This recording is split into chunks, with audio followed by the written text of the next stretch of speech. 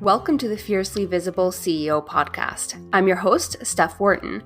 Join me as we dive into how to become a widely in-demand CEO that prioritizes balance between life and business, isn't afraid of making the scary decisions that get you results you actually care about, and unapologetically breaks the rules to build the business and life of your dreams.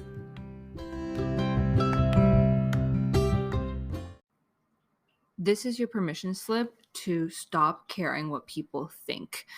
I think that that's one of the things that holds us back so damn much inside of our business when it comes to showing up or to saying what we really mean and to show up unapologetic in who we are, but also the way that we promote our services and we talk about our business and how incredible we are at our jobs. And a lot of the time it's because we are fearful, perhaps. We compare ourselves. We think we're not good enough. But when we start to let go of all that pressure that we put on ourselves, because let's be honest, nobody's saying we're not good enough. If somebody did, let me know. I'll beat them up for you. Because that's just so damn mean. But most of the time, I want to say 99.9% of the time, it's just us assuming that either we're going to come across as not good enough or that we're going to say something stupid. Like, I can't tell you the amount of times that I've almost censored myself, and even times that I have fully censored myself in the past because I did think that it wasn't going to come across smart enough or leader like. And I was like, nah, nobody's going to take me seriously if I say that. I have like a funny story or example. It happened kind of recently where I almost censored myself. I was speaking at an event in person and I had a really hard time coming up with what to wear. And it was this huge internal struggle for me because I was used to working corporate for so many years where you had to dress a certain way. Mind you, the dress code wasn't ridiculously strict, but you still had to wear like formal business clothing, even if it wasn't like, I don't know, suit and tie, but it still had to look decent. It couldn't just be business, super businessy casual. So in any case, I was conditioned basically my entire life through school and business school, right? Through business school and through this career that you have to dress professionally and that looks a very specific way in order to meet with clients, in order to show up to the office each day and so on. So I had a wardrobe that was filled with a lot of dress pants and cute, I don't know if I was going to say frilly tops. I don't know that they were frilly. Maybe I had like 2 shirts that were frilly, which sounds so ridiculous to me right now because that is so not my style. But whatever, like very cute tops. I had so many blazers, cute shoes, all the heels. I had the makeup, all that kind of stuff, right? So it was all about presenting yourself in a presentable way, if that makes sense.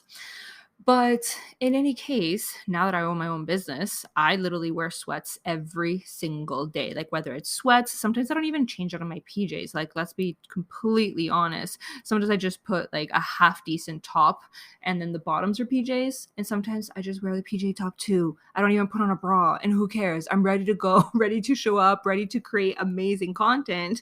And I don't let that stop me. But back to this event where I was trying to figure out what to wear.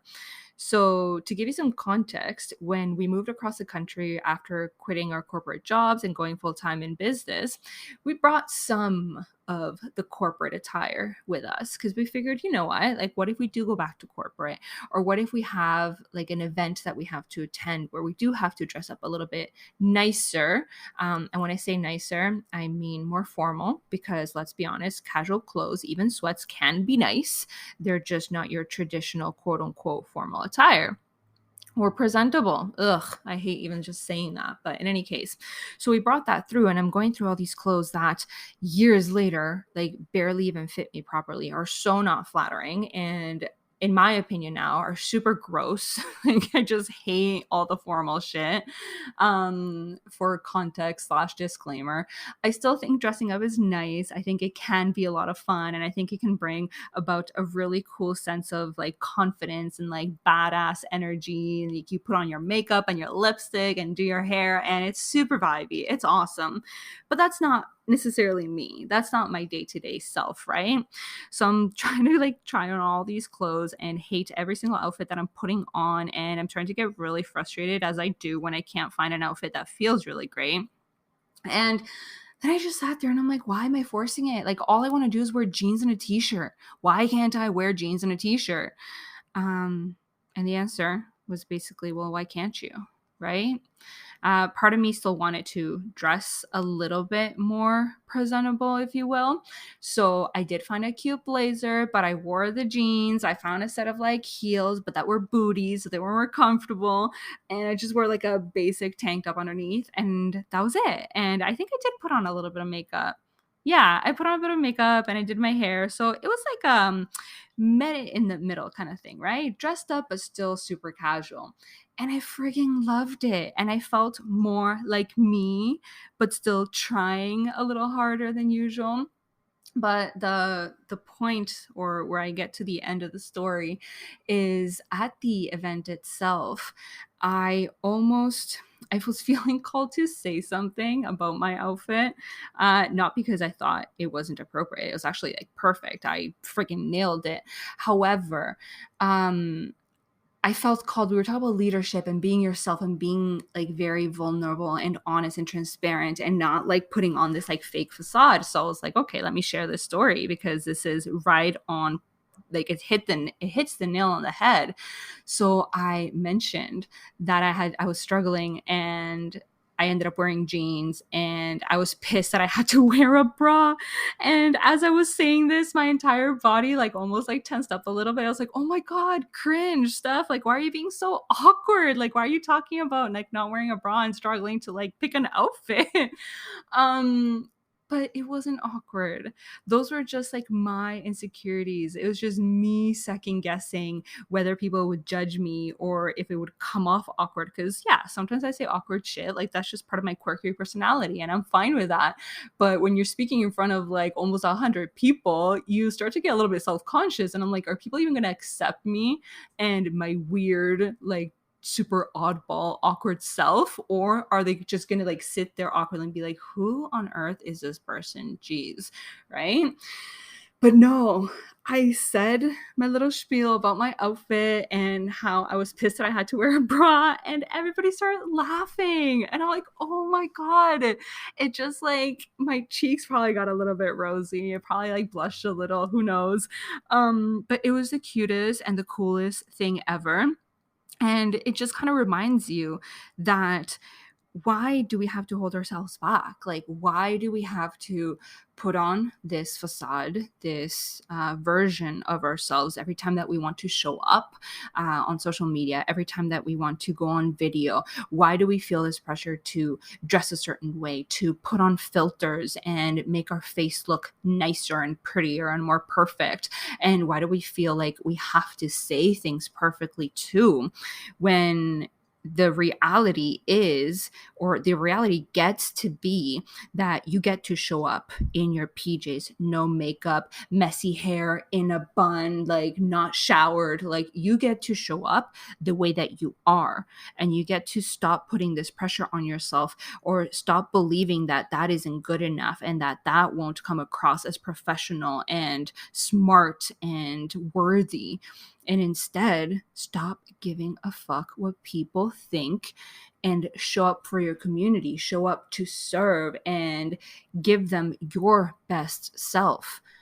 And stop thinking that your best self means perfectly made up. Like, earlier today, I recorded an Instagram reel. Holy shit, I'm on a roll with those. Like, who am I? I honestly don't even recognize myself right now. And it took me less than 5 minutes. This was probably one of the hardest ones I've done because the lip syncing, I just couldn't get it right. I couldn't nail it. So I did have to re-record a couple times. But even with all those efforts, I think I tried like maybe 7 times to record it.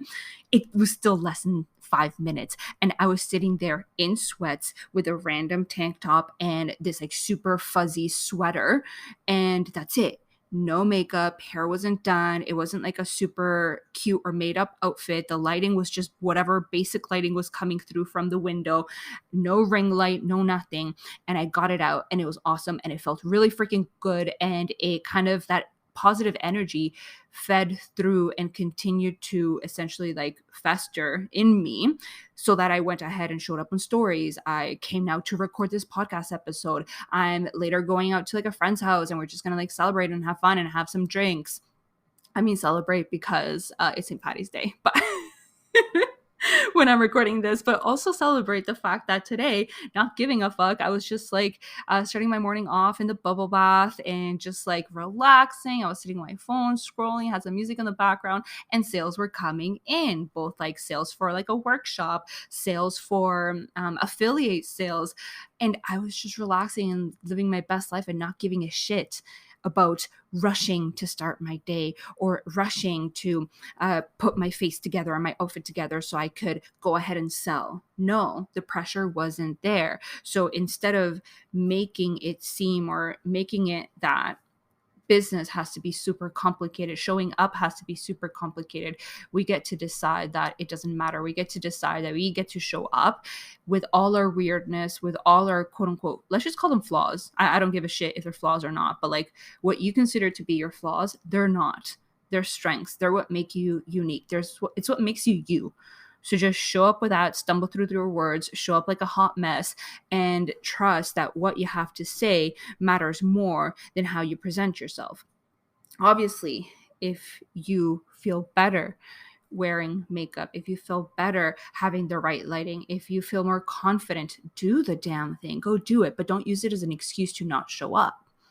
Instead, I challenge you to start getting more confident with showing up with the flaws and the quirks and the essentially taking the imperfect action. And it might be hard at first, but with time you get more and more comfortable, and all of a sudden you show up as you, unapologetically authentic, and people laugh at your jokes, or people like your content, react, people inquire to work with you because they feel that genuine, super cute, sweet, funny, kind, whatever energy that you're putting through without even freaking trying.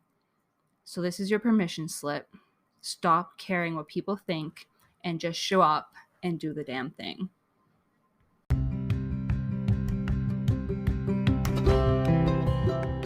That's it for this week's episode of the Fiercely Visible CEO podcast. Be sure to follow us on Instagram at StephWharton_ for more valuable content. And if you enjoyed the show, don't forget to rate and review us wherever you get your podcasts.